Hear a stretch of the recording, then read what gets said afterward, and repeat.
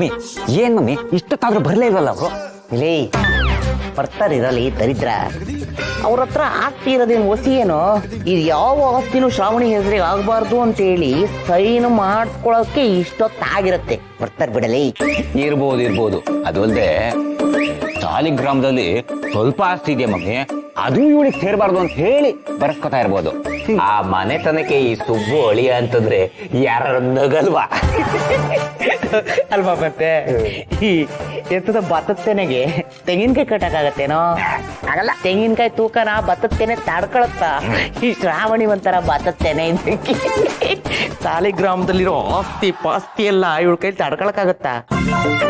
ಇನ್ನ ಅಲ್ಲಿರೋ ಆಸ್ತಿ ಎಷ್ಟು ಅಂತ ಈ ಕಾರ್ತಿಕೇಯನಿಗೆ ಎಣಸಕ್ಕೆ ಆಗಲ್ಲ, ಲೆಕ್ಕನೆ ಬರಲ್ಲ ಅವನಿಗೆ. ಬರ್ಲಿ ಬಿಡ, ನೋಡೋಣ. ಒಟ್ಟಾರೆ ಮಿನಿಸ್ಟರ್ ಮಗಳು ಈ ಮನೆಗೆ ಸೊಸೆಯಾಗಿ ಬರ್ತಾಳೆ ಅನ್ನೋ ಕನಸು ಮಾತ್ರ ನನ್ಸಾಯ್ತು. ಆದ್ರೆ ಈ ಕನ್ಯಾಮಣಿ ಬರಿಗೈಲಿ ಬರ್ತಾಳೆ ಅಂತ ಯಾರಿಗ್ ಗೊತ್ತಿತ್ತು ಮಾರೆ? ಅಂದ್ರೆ ಇನ್ನು ಮುಂದೆ ಇವ್ರ ಕಡೆಯಿಂದ ಬಿಡುಗಾಸು ಸಹಾಯ ಆಗಲ್ಲ ಅಂತಂತೀವಿ ಮಮ್ಮಿ? ಇಲ್ಲ ಕಣ, ಹೇಳಿದ್ನಲ್ಲ ಆಗ್ಲಿ. ಅವಳು ಬರಿಗೈಲಿ ಮನೆಗೆ ಬಂದ್ಲಲ್ಲ, ಅವಾಗ ನನ್ ಸೀರೆನೆ ಕೊಟ್ಟಿದ್ದೆ, ನೆನ್ಪಿಲ್ವ ನಿನ್ಗೆ? ಮೇಡಮರೇ ಸೀರೆ ಕೊಡಿ, ಮೇಡಮರೇ ಸೀರೆ ಕೊಡಿ ಅಂತೇಳಿ ಹಿಂದೆ ಬಿದ್ದು ಕೊನೆಗೂ ಸೀರೆ ಇಸ್ಕೊಂಡೆ.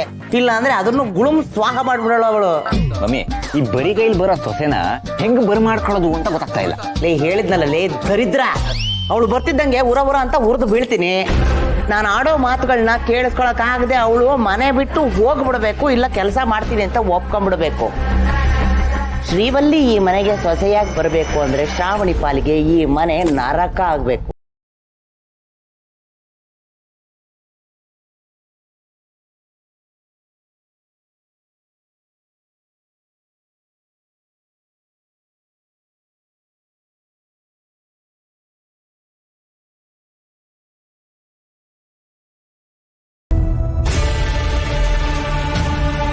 ಅಪ್ಪಾಜಿ, ನಾನು ಮನೆ ಕಡೆನೆ ಹೋಗ್ತಾ ಇದ್ದೆ.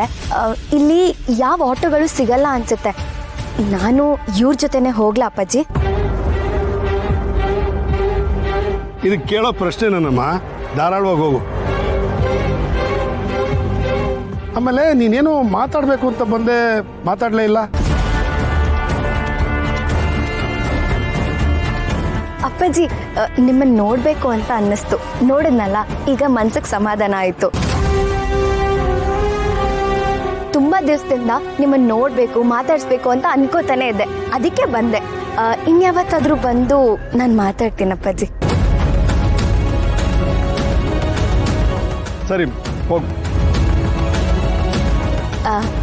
ಅಜ್ಜಿ, ನಾನು ಹೋಗಿ ಬರ್ತೀನಿ. ಆಯ್ತಮ್ಮ, ಹೋಗ್ಬಾ. ನಮ್ ಜೊತೆ ಬರ್ತಿದ್ದಾಳೆ. ಇಲ್ಲಿಂದ ಆಟೋಗಳು ಸಿಗುತ್ತಲ್ವಾ? ಆದ್ರೂ ಸಿಗಲ್ಲ ಅಂತ ಯಾಕೆ ಹೇಳಿದ್ಲು? ಹಾ ಶ್ರಾವಣಿ, ಮರಿಬೇಡ, ಮ್ಯಾರೇಜ್ ಸರ್ಟಿಫಿಕೇಟ್ ಮಾಡಿಸ್ಬಿಡು. ಸುಬ್ಬು ಅಮ್ಮ, ಮರಿಬೇಡಪ್ಪ, ಸರ್ಟಿಫಿಕೇಟ್ ಮಾಡಿಸ್ಬಿಡು. ಆಯ್ತಮ್ಮ, ನಾವು ಹೊರಡ್ತೀವಿ. ಹಾಗಾದ್ರೆ ಸರಿನಪ್ಪ, ಹುಷಾರು. ಬರ್ತೀನಜ್ಜಿ.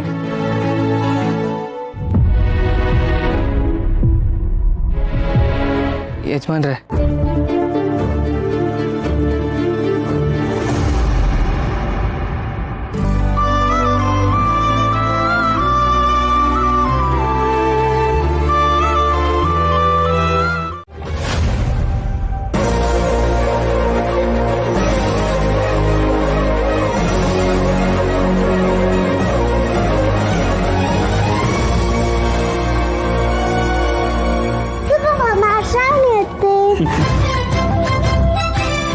ನಿಮ್ಗೋಸ್ಕರ ಏನ್ ತಂದಿದ್ರು ಗೊತ್ತಾ?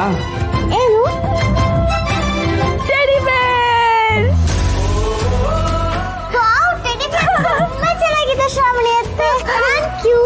ಅಷ್ಟು ಮಾತ್ರ ಅಲ್ಲ, ಸ್ವೀಟು ತಂದಿದ್ದೀವಿ. ಮಮ್ಮಿ ನೋಡ್ ಮಮ್ಮಿ, ಅಲ್ಲಿ ಅವಳು ಶೋಕಿನ ಕೈಯಲ್ಲಿ ಸ್ವೀಟ್ ಬಾಕ್ಸು, ನನ್ನ ಮಗಳಿಗೆ ಅಂತ ಟೆಡ್ಡಿ ಬೇರು, ಇಷ್ಟೆಲ್ಲ ಸಾಲದು ಅಂತ ಬಂದಿರೋದು ಆಟೋದಲ್ಲಿ. ನಿನಗಿಷ್ಟು ಸಾಕಲ್ವ ಮಮ್ಮಿ? ಜಗಳ ಶುರು ಹಚ್ಕೊಳ್ಳೋದಿಕ್ಕೆ ಶುರು ಹಚ್ಕೋ ಅಲ್ವೇ? ಮತ್ತೆ ನೋಡ್ತಾ ಇರಿ, ತೋರಿಸ್ತೀನಿ ಮಾರಿ ಹಬ್ಬ. ಇದು ಎಲ್ಲರ ಜೊತೆ ತಿನ್ನೋಣಪ್ಪ, ನಡಿ. ಅಯ್ಯೋ ವಿಸಾಲು, ವಿಚಾರವಾದ ಅಪ್ಸಿ ಬಾರೆ ಬಾರೆ ನೋಡಿ ಇವ್ರ ದರ್ಬಾರ್ನ.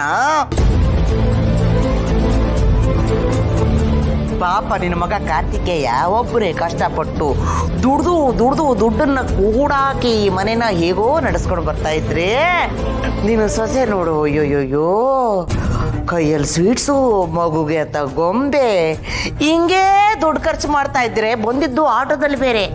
ಹಿಂಗೆ ಖರ್ಚು ಮಾಡ್ತಿದ್ರೆ ದುಡ್ಡೆಲ್ಲ ದಡಬಡ ಅಂತ ಖರ್ಚಾಗೋದಿಲ್ವಾ? ಆಮೇಲೆ ನಾವೇನ್ ಮಾಡ್ಬೇಕು? ಹೊಟ್ಟೆಗೆ ತಣ್ಣೀರ್ ಬಟ್ಟೆ, ಕೈಯಲ್ಲಿ ಕಾಲಿ ತಟ್ಟೆ. ಕಾಂತ ಮತ್ತೆ ಇದ್ರಲ್ಲಿ ಕೂಗಾಡೋ ಅಂತದ್ದು ಏನಿದೆ? ಏನು ಕೂಗಾಡ್ತಾ ಇದ್ದೀರಾ? ಯವ್ವ ನಾನು ಕೂಗಾಡ್ತಿದ್ದೀನಿ. ಏನಪ್ಪ ಕಾರ್ತಿಕೇಯ, ನಾನೊಂದು ಸ್ವಲ್ಪ ಮಾತಾಡಿದ್ರೆ ಸಾಕು ಕೂಗಾಡ್ತೀಯಾ ಅಂತೀಯಲ್ಲ. ನನ್ನ ಮಾತಿಗೊಂಚೂರು ಬೆಲೆ ಇಲ್ವೇನಪ್ಪ? ಅಲ್ಲ ಕಣಪ್ಪ ಕಾರ್ತಿಕೇಯ, ನಿನ್ನ ಹೆಂಡತಿಗೆ ಒಂದು ಮಾತಾದ್ರೆ ಸಾಕು ಕಾಂತಮ್ಮತ್ತೆ ಕೂಗಾಡ್ತೀರಾ ಅಂತ ಹೇಳ್ತೀಯ. ಆವತ್ತು ನಿನ್ನ ಮದುವೆ ದಿನ ಮತ್ತೆ ನಿನ್ನ ತಂಗಿ ವರಲಕ್ಷ್ಮಿ ಮದುವೆನ ಮಾಡಿಸ್ಕೊಂಡು ಬಂದಿನ ಇವ್ರು ಮಾಡಿದ್ದೇನಪ್ಪ? ಕೂಗಾಡಿತಾರೆ ನಮ್ಮ ಮರ್ಯಾದೆ ಎಲ್ಲ ಹರಾಜಾಕಿದ್ದು. ಬೀಗ್ರೆ, ಮದುವೆ ಮುರಿದು ಬಿದ್ದರೆ ಮನೆ ಮಾನ ಹರಾಜಾಗುತ್ತೆ ಅಂತ ನೀವು ಅನ್ಕೊಂಡಿರ್ಬೋದು. ಆದರೆ ಇಷ್ಟೇ ಇಲ್ದವ್ರ ಮದುವೆ ಮಾಡಿದ್ರೆ ಮನೆನೇ ಮುಳುಗೋಗುತ್ತೆ. ಅದನ್ನ ನೀವು ತಿಳ್ಕೊಳ್ಳಿ. ಟ್ರ್ಯಾಕಲ್ಲಿ ಹೋಗ್ತಾರೆ, ದುಡ್ಡಿದ ಬಗ್ಗೆ ಮಾತಾಡು. ಅದು ಬಿಡಿ ಅನಂತ ಶೇನ ಪದ್ಮನಾಭ. ಈಗ ಕೈಯಲ್ಲಿ ಕಾಸಿಲ್ಲದೆ ಇದ್ರು ನಿಮ್ಮ ಸೊಸೆಗೆ ಆಟೋದಲ್ಲಿ ಓಡಾಡೋ ಶೋಕಿ.